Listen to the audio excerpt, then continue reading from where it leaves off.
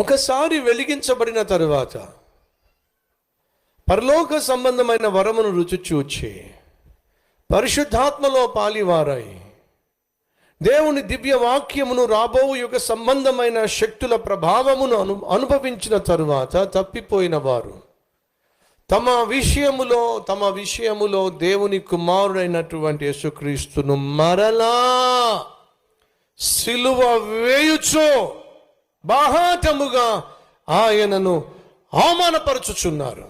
అర్థమైందా?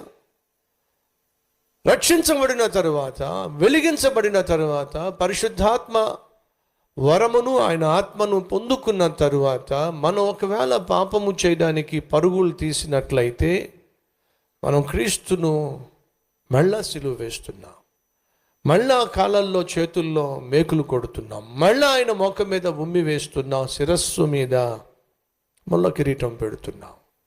సంగమా వింటున్నారా? మనం తప్పు చేసిన తరువాత క్షమాపణ కోరినట్లయితే దేవుడు క్షమిస్తాడు, అది వాస్తవమే. కానీ మనం తప్పు చేసినప్పుడు మన ఆత్మీయ జీవితాన్ని గాయపరుచుకుంటున్నాం. మనం పాపం చేసిన ప్రతిసారి మనకు తెలియకుండానే మన ఆత్మీయ జీవితంలో ఎక్కడో మనం ఆత్మీయతను పోగొట్టుకుంటున్నాం, ప్రశాంతతను పోగొట్టుకుంటున్నాం, సమాధానాన్ని పోగొట్టుకుంటున్నాం, సంతోషాన్ని పోగొట్టుకుంటున్నాం, సత్సంబంధాలను పోగొట్టుకుంటున్నాం, సమృద్ధిని పోగొట్టుకుంటున్నాం, సహవాసాన్ని దేవునితో పోగొట్టుకుంటున్నాం. మర్చిపోకండి.